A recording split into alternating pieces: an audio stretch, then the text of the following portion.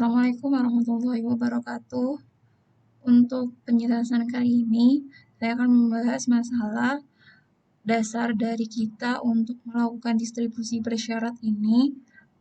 Dan jika teman-teman perhatikan, kalau di sini kita ngobrolnya adalah f(x) bersyarat y, maka ini dinamakan bahwa si fungsi peluang ini merupakan fungsi peluang dari peubah acak x yang ada syaratnya yaitu dari peubah acak y.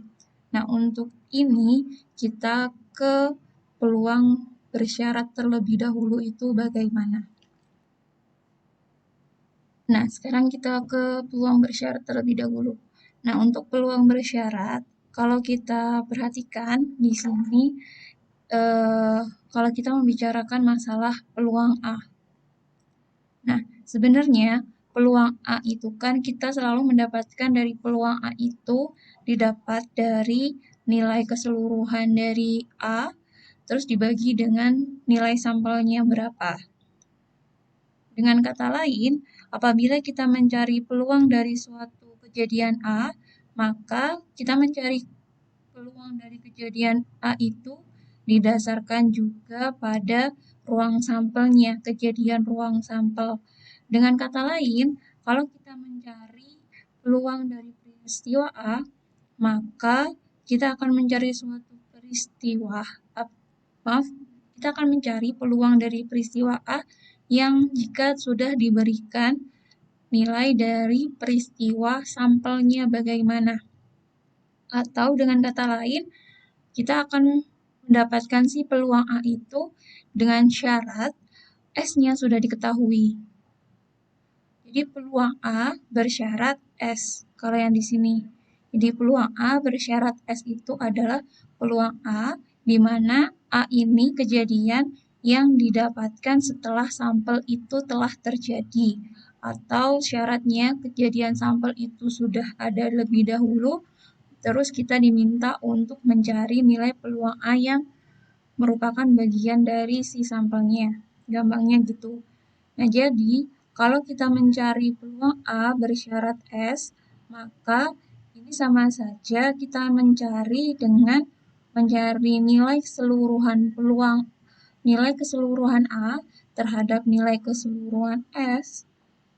Atau si nilai A ini kalau kita bentuk menjadi suatu bentuk irisan, maka kita bisa mencari nilai A irisan S dibagi dengan nilai S. Nah, nilai A irisan S itu kan sama dengan nilai A sendiri. Karena A irisan S kan berarti A itu sendiri. Ya. Terus di sini kita bisa saja melakukan nilai A irisan S dibagi nilai dari S, dibagi juga dengan nilai S per nilai S. Nah, nilai ini kan peluang A. Terus nilai S per S, itu kan dia adalah nilai dari Nah, kalau nilai S per nilai S itu kan kita sama dengan adalah dia peluang dari S. Ya, nah, ini peluang dari S. Sehingga untuk peluang A bersyarat S itu sama saja dengan peluang A irisan S dibagi dengan peluang S. Untuk lebih jauh, kalau kita diberi dua kejadian, dan kalau yang di sini dimisalkan adalah kejadian A dan kejadian B. Terus ternyata si kedua kejadian itu semuanya berada pada ruang sampel S. Maka apabila diberikan bahwa suatu kejadian B itu disyaratkan harus ada kejadian A, maka peluang bersyarat dari B jika diberikan A didefinisikan sebagai peluang B bersyarat A sama dengan adalah peluang A irisan B dibagi dengan peluang A. Nah, nilai dari peluang A ini seperti kita tahu bahwa pada sifat dari peluang, nilai dari peluang A itu berada pada persekitaran 0 sampai dengan 1.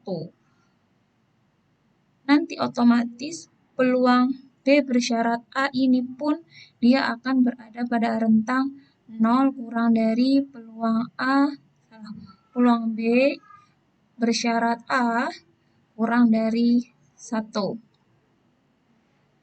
Dari sini, kalau teman-teman perhatikan di sini, kan di sini kita punya peluang B bersyarat A itu didapat dari peluang A irisan B dibagi dengan peluang A. Nah, kalau ini kita jabarkan ke dalam bentuk perkalian, maka pada sisi sebelah kanan dan sebelah kiri ini bisa kita kalikan dengan peluang A untuk menghilangkan nilai pembagian dari nilai peluang yang ada di sebelah kanan. Sehingga kita bisa mendapatkan peluang B bersyarat A. Jika kita kalikan dengan peluang A, maka nilainya sama dengan peluang A irisan B.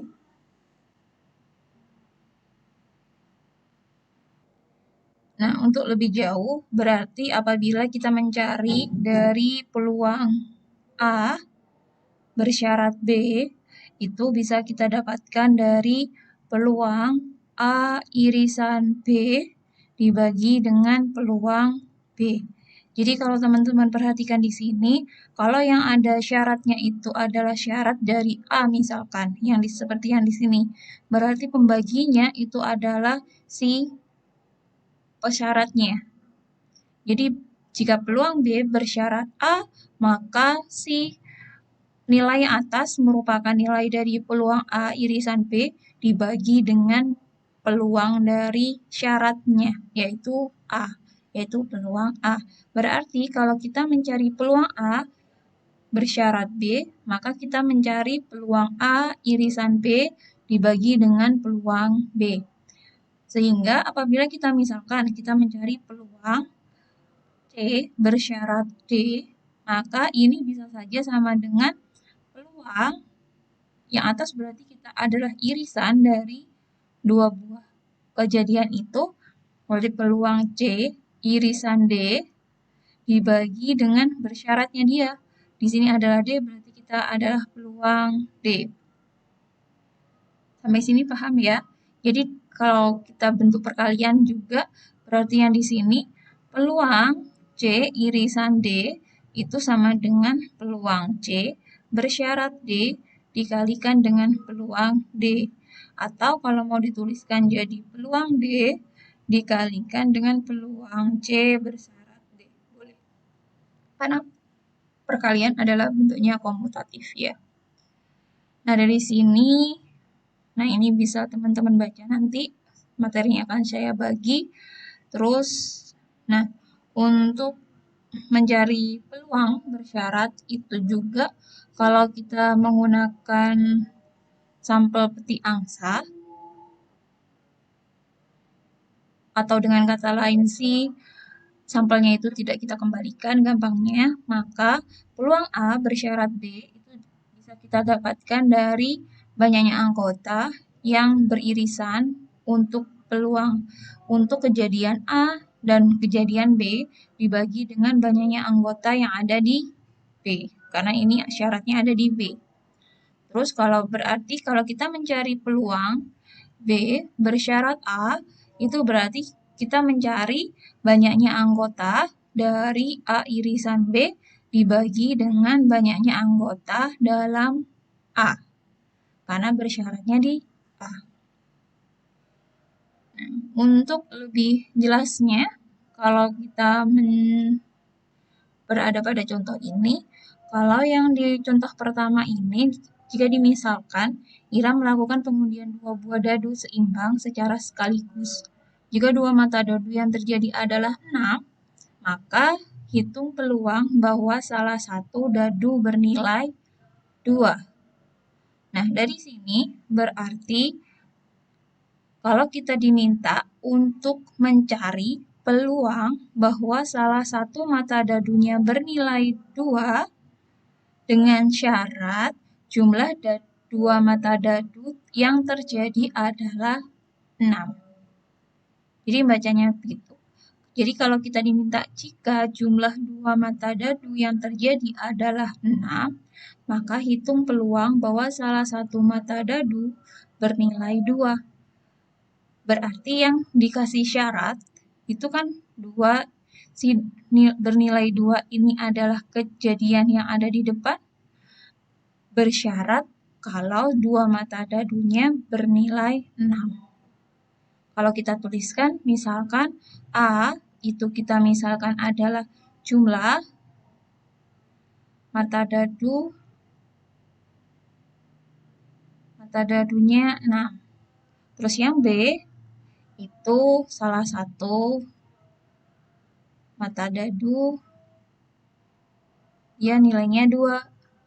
Nah, berarti kalau kita diminta maka hitung peluang bahwa salah satu mata dadunya bernilai 2 jika jumlah dua mata dadu yang terjadi adalah 6, berarti kita sama saja mencari peluang dari salah satu mata dadu bernilai 2, ini B, bersyarat A, yaitu jika jumlah mata dadunya bernilai 6.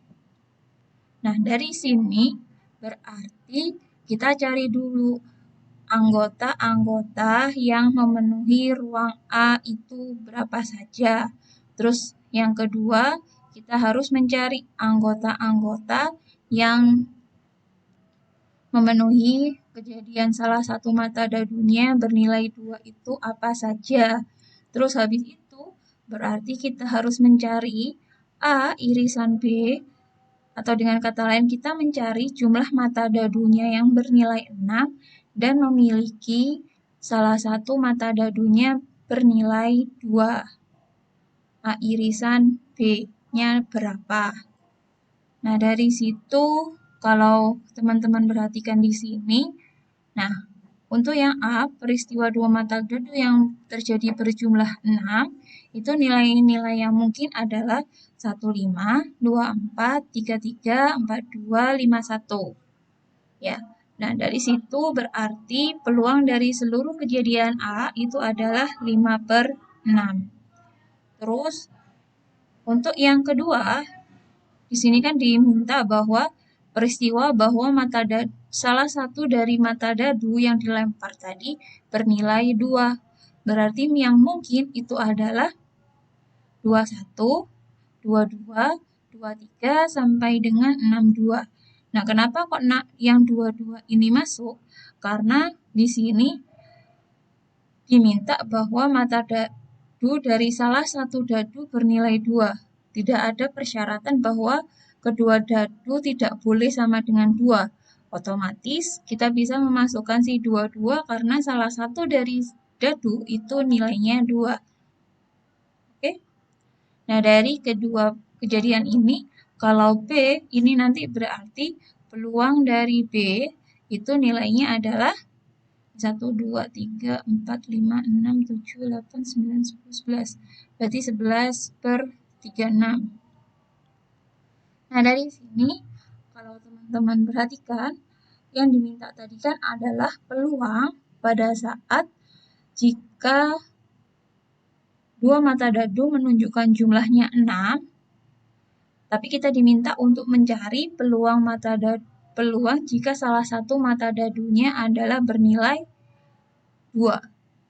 Atau dengan kata lain kita mencari A irisan B-nya berapa. A irisan B-nya berarti kan yang di B itu jumlahnya 6, yang di A itu yang ada nilai 2-nya. Berarti yang di sini yang memenuhi hanya 24 sama 42. Atau dengan kata lain, untuk peluang dari A irisan B itu sama dengan 2/36. Sehingga untuk peluang B bersyarat A itu kita dapatkan dari 2/36 dibagi, karena ini A berarti kan yang A tadi nilainya adalah 5/36 ya untuk peluangnya. Berarti 2/36 kita bagi dengan 5/36 atau sama dengan 2/5.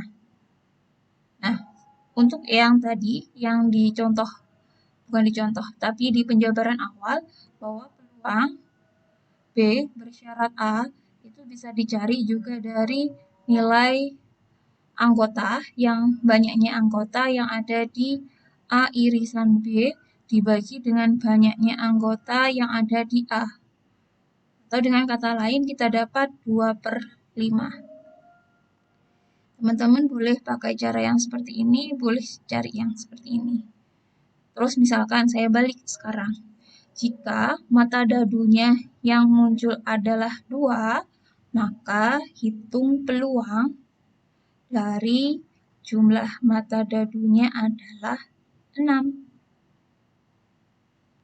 Berarti kan kita punya peluang A bersyarat B. Jika mata dadunya berjumlah 6, jika mata dadunya adalah yang muncul ada nilai 2, maka berapakah peluang dari dua mata dadunya bernilai jika jumlahnya adalah 6. Jadi di sini kita bisa mencari dari jumlah anggota dari A irisan B dibagi dengan jumlah anggota dari B, atau sama dengan 2 dibagi 11. Sudah? Nah, di sini ini seperti yang dijabarkan tadi, kalau dari peluang A bersyarat B, jadi peluang A bersyarat B itu awalnya tadi adalah peluang A irisan B dibagi dengan peluang B, maka kalau kita bentuk ke dalam perkalian, itu bisa jadi perkalian seperti ini.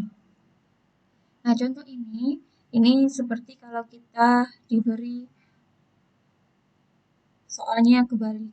Kalau misalkan yang seperti yang di sini tadi, kalau kita diminta mencari berapakah peluang dari dua mata dadu yang terjadi berjumlah 6 dan mata dadu dari salah satu dadunya bernilai 2 jika diketahui bahwa peluang dari A itu berapa, terus peluang dari kejadian A bersyarat B itu berapa. Itu bisa dicari melalui ini. Nah, contohnya seperti ini. Kalau di sini diberi contoh bahwa sebuah kotak berisi 10 lampu cabai 5 watt dengan 4 lampu cabai diantaranya tidak jalan atau tidak menyala. Kemudian 3 buah lampu diambil secara acak dan satu persatu dari kotak itu, secara acak itu satu persatu dari kotak. Berapakah peluang ketika lampu cabai yang terambil itu semuanya masih bisa menyala?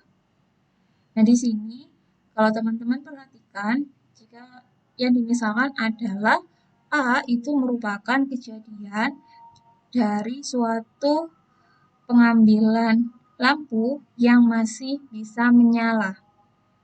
Terus, karena si lampu tadi itu diambil satu persatu tanpa pengembalian, maka pada saat pengambilan pertama, maka peluang terambilnya lampu cabai yang masih bisa menyala itu sebesar 6/10. Kenapa kok 6/10? Karena kalau kita tahu dari sini, jumlah lampu cabainya itu ada 10. Yang tidak bisa nyala itu ada 4. Otomatis yang bisa nyala itu ada 6. 10 dikurangi 4, berarti kan ada 6. Sehingga peluang untuk mendapatkan lampu cabai yang bisa menyala itu ada 6/10. Sehingga pada saat pengambilan pertama, peluang dari lampu cabai yang menyala itu adalah 6/10.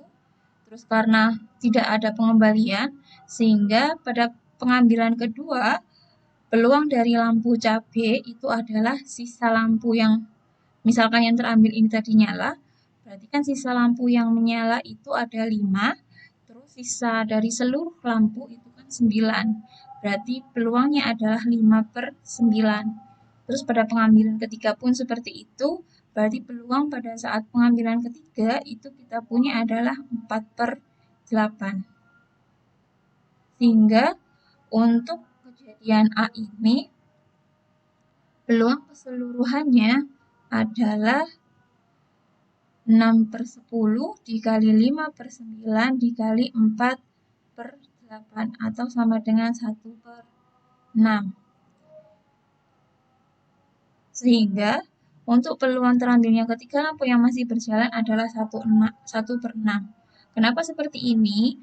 Sebenarnya si 6/10 ini tadi itu adalah peluang secara keseluruhan dari kalau kita ngambil satu lampu yang masih berjalan.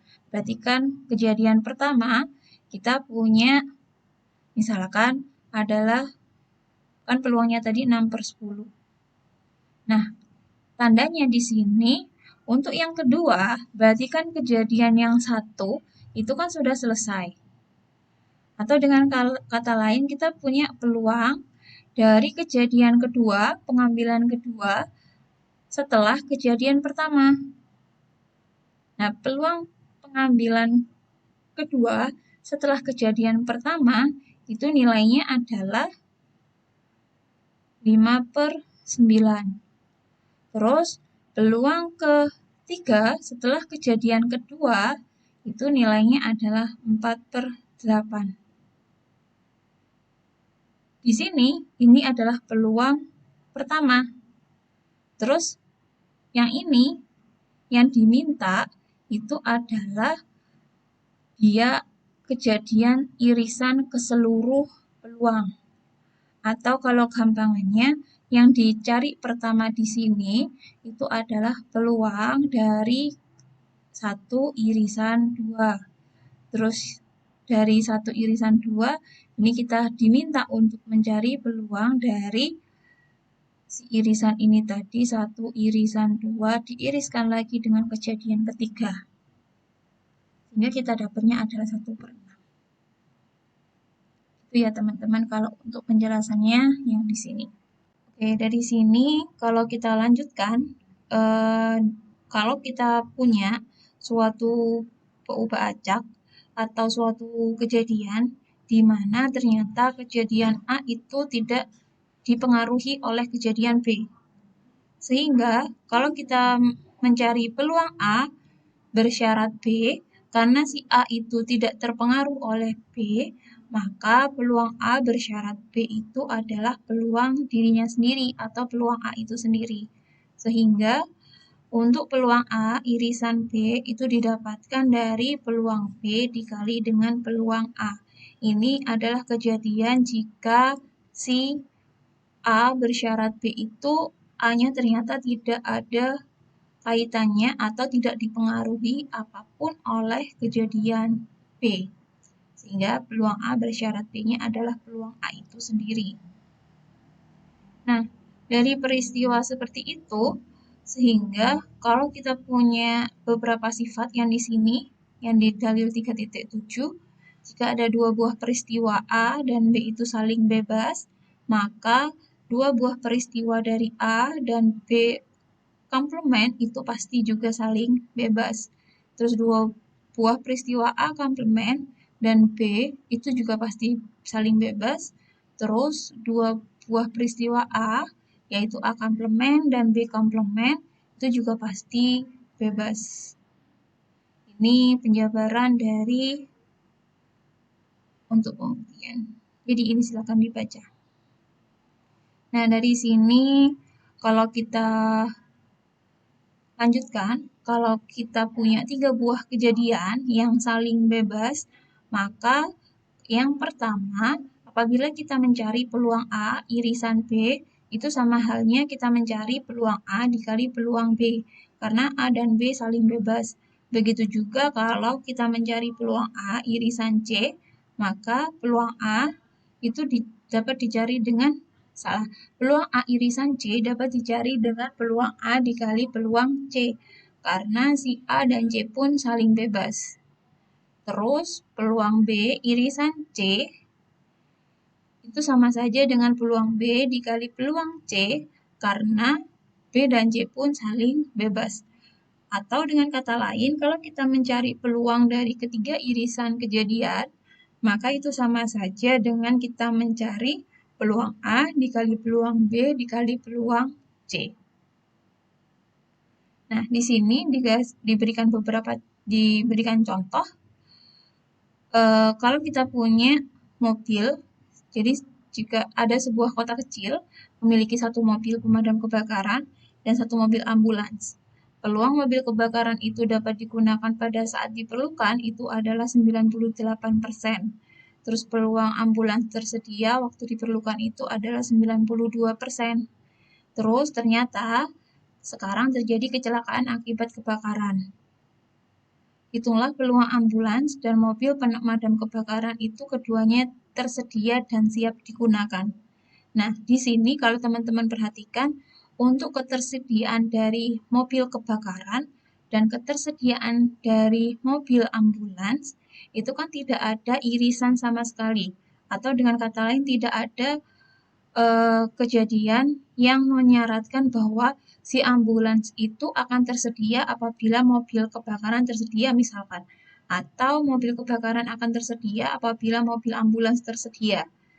Kan tidak ada kejadian yang seperti itu, karena mobil kebakaran akan tersedia kapanpun sebesar 98%, dan mobil ambulans pun tersedia kapanpun dengan peluang sebesar 92%, tanpa harus dipengaruhi oleh ketersediaan mobil kebakaran.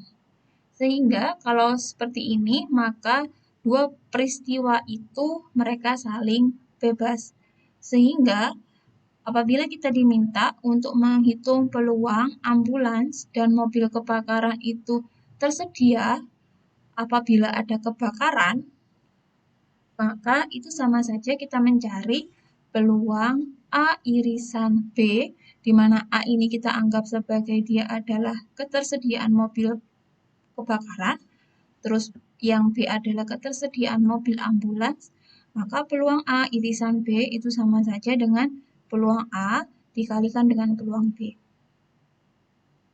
Itu ya teman-teman semua. Dan terakhir adalah aturan Bayes. Jadi di sini aturan Bayes itu kalau kita punya ruang sampel kita bisa dipartisi ke dalam beberapa peristiwa. Kalau di sini dimisalkan bahwa partisinya ruang sampel itu adalah P1 sampai dengan P7. Nah, untuk ini sampai P7 ini hanya permisalan.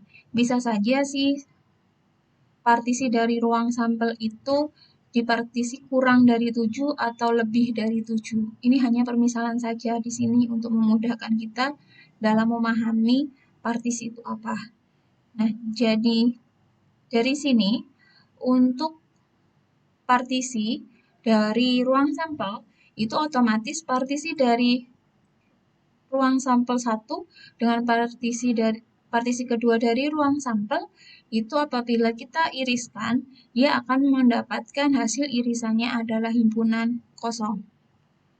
Jadi tidak mungkin ada suatu partisi yang memiliki irisan tidak sama dengan himpunan kosong. Gampangannya kalau kita punya di sini adalah S, kalau kita bagi begini, misalkan partisi pertama, partisi kedua, partisi ketiga, di keseluruhan itu adalah S. Nah, pada saat kita mencari irisan dari 1 sama 2, ini pasti kosong. Kalau seumpama 1 dan 2 ini kita iriskan itu ternyata ada isinya, maka itu bukan dinamakan partisi. Tapi kalau kita mencari O1 saya iriskan dengan 2, dia himpunan kosong. 1 saya iriskan dengan 3, himpunan kosong. Terus 2 saya iriskan dengan 3, itu pun himpunan kosong.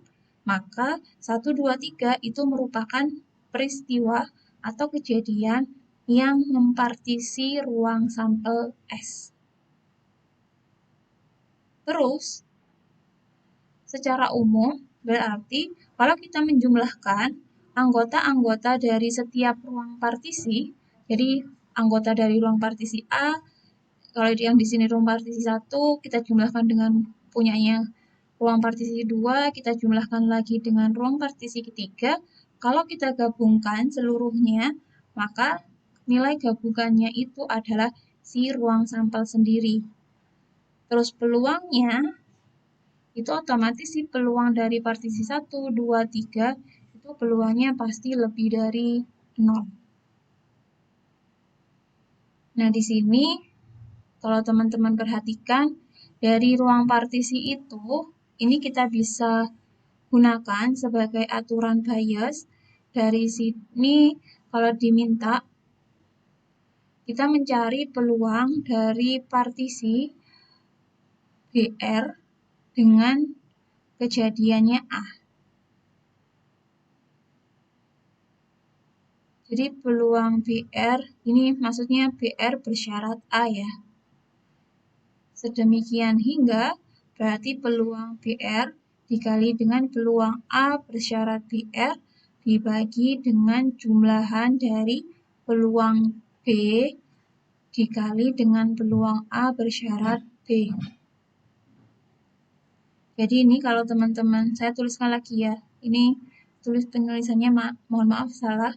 Jadi ini peluang dari BR bersyarat A itu sama dengan peluang dari BR dikalikan dengan peluang A bersyarat BR dibagi dengan jumlahan dari peluang BI dikali dengan peluang A bersyarat BI.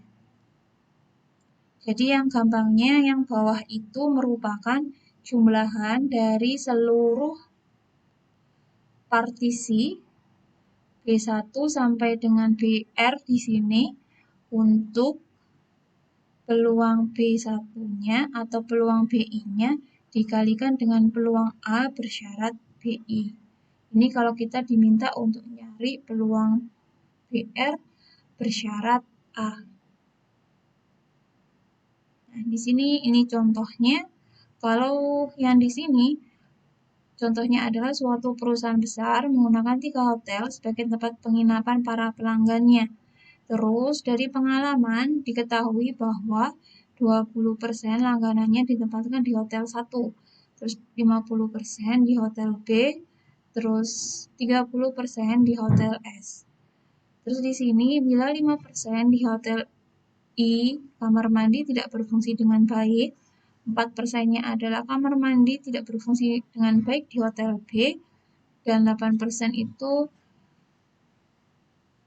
adalah kamar mandi tidak berfungsi dengan baik di hotel S, maka kalau ditanya berapa peluang bahwa seseorang langganan mendapat kamar yang kamar mandinya tidak baik, terus yang kedua, seseorang mendapatkan kamar mandi yang tidak baik ditempatkan di hotel S. Berarti kalau teman-teman lihat di sini, ini berarti partisinya ada 3, yaitu, jadi kalau kita bentuk partisi, ini partisinya ada 3, yaitu pada di hotel I, terus ada di hotel B, terus ada di hotel S. Ya, dari situ, kalau di sini saya dimisalkannya adalah B1 itu langganan di hotel I, B2 itu langganan di hotel B, B3-nya langganan di hotel S. Terus A itu kejadian jika si pelanggan mendapat kamar mandi yang tidak baik. Nah, dari sini kalau dari soal tadi, itu kita ketahui bahwa peluang untuk mendapatkan hotel I itu sebesar 20% atau 0,2. Terus peluang pelanggan mendapatkan hotel S itu sebesar 0,3. Terus peluang mendapatkan hotel B itu sebesar 0,5. Terus sesuai dengan soal juga di sini, bila 5% di hotel 1 kamar mandi tidak berfungsi dengan baik, itu berarti peluang pelanggan untuk mendapatkan kamar mandi tidak baik di hotel I itu sebesar 5%.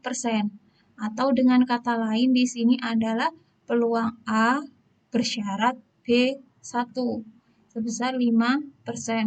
Terus pelanggan yang mendapatkan kamar mandi tidak baik di hotel B itu sebesar 0,04 atau sebesar 4%, dan pelanggan akan mendapatkan kamar mandi tidak baik di hotel S itu sebesar 8%. Atau peluang A bersyarat B3, atau di sini peluang pelanggan mendapatkan kamar mandi tidak baik di hotel B3. Nah, di sini berarti kalau yang pertama kita diminta untuk mencari peluang A, yaitu peluang jika pelanggan kamar mandinya tidak baik. Dari sini berarti kita mencari peluang dari pada saat pelanggan A itu mendapatkan hotel tidak baik di hotel I. Yang kedua, pelanggan mendapatkan yang tidak baik di hotel B. Terus ditambah dengan pelanggan mendapatkan kamar mandi yang tidak baik di hotel S. Kenapa di sini peluang A irisan B? Karena di sini A-nya ini adalah peluang A, yaitu peluang pelanggan mendapatkan kamar mandi yang tidak baik, diiriskan dengan peluang dari si pelanggan itu ditempatkan di hotel mana. Sehingga ini sama saja dengan peluang A bersyarat B1 dikalikan dengan peluang B1. Dan seterusnya, berarti di sini kita dapat 0,054. Nah, kalau yang kedua ini yang ditanyakan adalah peluang dari pelanggan itu mendapatkan kamar mandi tidak baik di hotel S. Berarti pelanggan itu syarat utamanya dia sudah dapat kamar mandi tidak baik. Nah, kamar mandi tidak baiknya di mana? Ternyata kamar mandi tidak baiknya itu ada di hotel S. Berarti peluang dari pelanggan yang menetap di hotel S yang mendapatkan kamar mandi tidak baik. Itu kenapa kok di sini ngomongnya adalah peluang B3 bersyarat A. Nah, dari sini berarti kita cari peluang pada saat B3 dikali dengan peluang A bersyarat B3 dibagi dengan jumlahan seluruh peluang B dikali dengan peluang A bersyarat B. Nah, yang ini itu didapatkan dari yang di sini. Terus yang atas kita cari 0,08 dikali 0,3 sama dengan yang ini.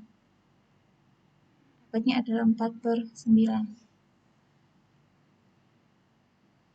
Nah, dari sini jika ada pertanyaan dari teman-teman, saya persilahkan baik dari grup maupun WA langsung ke saya. Terima kasih atas perhatiannya. Saya akhiri. Assalamualaikum warahmatullahi wabarakatuh.